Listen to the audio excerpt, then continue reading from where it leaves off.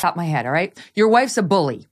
Her former press communications person who worked for both you and your brother, Hey, y'all, come look at this. Jason Knopf, is on the record about the bullying she committed against people who were younger than she was, who were less powerful than she was within the palace, who she made cry all the time. One of the other people that she apparently made cry was Princess Kate.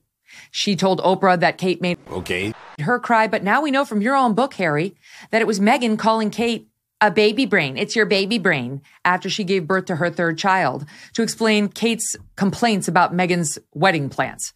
All right? That's not polite. That is rude. Fact. As Prince William later told you in referring to your wife. That has a tendency to make people not like you when you have the nerve to comment on their hormones after they just had a baby when you barely know them. Number 2, she's a brat. We know from Dan Wootton's reporting, which is, you can take it to the bank.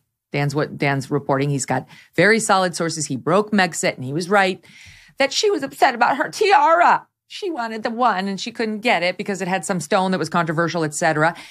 Okay, I'm listening. You have my attention. And Harry said what Megyn wants, Megyn gets, and the Queen had to reprimand him. That's the kind of story that makes people dislike you, within the royal family and without. Your wife abandoned her entire family. That's another thing. In favor of celebrities at her wedding. She cut ties with virtually everybody whose shoulders she had stood on her way up the fame scale, just as soon as she met you. Well, that seems a little rude too. Kind of disloyal. Also annoying. And then what was George Clooney doing at your wedding? You didn't know him. She didn't know him. That's who she had there instead of the sweet cousin or her stepsister, whatever it was, who she had supposedly grown so close to. You said that in your Netflix documentary. She forgot that girl. She ghosted her because apparently she didn't make the grade. Never mind her step-siblings and so on. Half-siblings. Your fights with the press. You two look like a couple of whiny babies, and it's been going on for years. How many lawsuits have you filed against the Mail and so on? Forget the lawsuits, though. It's your whiny statements about... Stop it. About the nasty press.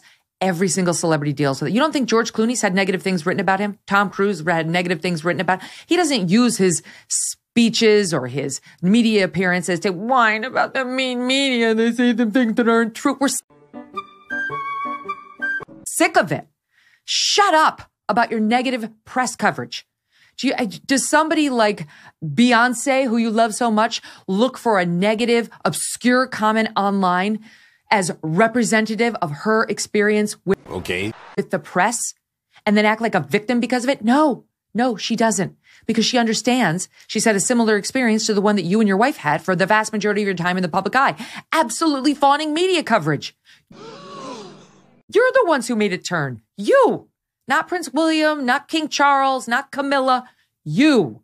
They've given you fawning coverage. It is the opposite of what you are claiming, and it makes people dislike you. These constant complaints. Okay, here's another one. You're a leaker too. You're upset that the royal family leaks on you. You leak just as much as they do. You use Omid Scobie, your little stenographer at Harper's Bazaar. You use People magazine. But we all see what you're doing while you claim you have clean hands. That doesn't make sense. And you absolutely do not. Here's another one. You abandoned the royal family in their greatest time of need. Both of you. You planned Megxit and executed on it. For one thing, when Prince Philip was dying in the hospital, you sat down with Oprah and called the royal family a bunch of racists. By the way, they now deny that. We'll get to it. You didn't care. And you didn't even have the decency to rule him out or the Queen when you knew he was in the hospital. And very elderly man, your own grandfather. No, still wanted your moment in the sun with the Queen of Montecito. Well, when the actual Queen Elizabeth, your grandma, was in the hospital, you two were sunning yourselves out in California. Everybody on the royal family went out there and upped their royal duties so that she could be rest assured the family still had her back and was representing the royal family, not you two. You were in the midst of your wine-a-thon. Are you serious? Out there on the West Coast. You were happy to call her family racist when she was in her last year on Earth. You made the Queen's stress level go up, not down, when she was at her most aged and infirm. You two both constantly play the victim. That's our number one complaint about you. Wait for it. Despite the enormous privileges life has handed you. This is why we can't stand you. And it probably irritated your brother and your father and your mother-in-law too. Right? You go out on Oprah, you and your wife, and want us to care about what title your kid is going to get. Stop it. or how big your castle is, like you complain about in Netflix, what color designer dresses you were forced to wear in your wife's case, without stopping for 2 seconds to acknowledge the struggles of real people. Are you serious? No one cares about your kids' damn titles, or your tiny castle, or your beige dress. No one feels sorry for you, but you continue asking us to do so. And we're sick of it. Fact. Right? Your wife even wanted us to accept her as a Me Too victim, saying she'd been objectified. She was objectified because people looked at her on the set of Deal or No Deal and didn't want her opinion on inflation. She was objectified. No good deed goes unpunished. They give her the role of a lifetime. She was a total unknown, put her on national television, gave her beautiful dresses to wear, did her hair and makeup, and all she can remember is, they told me to suck in my stomach and didn't pronounce my name correctly. I was objectified. What the hell do you think a model does? That's what you were on that show. You were a model. People pay to look at you.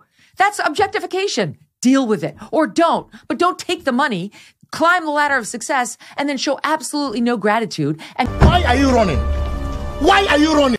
Complain that you were objectified. That's why you got a paycheck. You and she both lie. A lot, especially your wife. Oh, I was told by the guy in The Lion King that people hadn't celebrated like this when I married Harry, like they did since Mandela was freed. Wait for it. Lie. Lie, as the Lion King cast has come out and said. You claimed your baby was in grave danger when there was a fire in the nursery when you did the overseas trip. He was nowhere near the fire. It was smoke out of an errant heater, and he was nowhere near it. He was not in danger. But Are you serious? you did that to make yourself look more aggrieved than in fact you were. That's a pattern with you. You suggested the royals are racist, as I mentioned, without a scintilla of truth. Now you reverse that, and you blame the press for that too. All right? By the way, these two, as they now claim that they never called the royals racists, that's what Harry's claiming, that neither he nor his wife ever called the royals racists, despite what we heard in the Oprah interview. They accepted an award like 2 weeks ago in New York City for standing up to, and I quote, the structural racism within the royal family. That was Kerry Kennedy, whose family was presenting them with the award. Did they stand up and say, this is an outrage? Our family's not racist. We never said such a thing. No, they took the award and loved every second of it. So spare me now that the blowback has been bad, that you didn't call them racist because you did. We saw it. It's on tape. Ladies and gentlemen, we got him. You constantly lecture the so-called little people on how they need to be better people, more like you, we guess, while showing zero appreciation for their problems, right? Harry had the nerve to lecture us on white supremacy and white privilege. Stop it. Then their Netflix documentary calls all Brexiters racist if you were in favor of Brexit, which the majority of Great Britain residents were. You're racist. She's out there telling us don't call women difficult. Are you serious? By the way, we now know that's what Prince William called her. So like I said before, that whole Spotify series she did was her working out her own issues. She doesn't want you to be able to say women are difficult because that's what Prince William said about her. Don't say diva. Don't say bitch. I'm sure they called her that too. You're hypocrites. You lecture us on the environment and how we need to go green and do better as citizens while you're on your private jets and your SUVs with your enormous mansion out in Montecito saying reportedly it's not big enough or good enough for you. Right? These are the reasons why we can't stand you. I'm giving you the specifics you so desperately want. You lecture us on kindness and how to be nice and be kind while you bully the little people around you. Half your staff walks out every other week because they can't stand working for you. What does it take to make somebody walk out of working for a royal? Probably a lot, right? Is it over? Is Harry finally done with his incessant whining and the demonization of his family? I don't think so. I don't think it's done by a long shot. He's out there giving these interviews. I'm really hoping this is it, so we don't have to keep talking about this guy.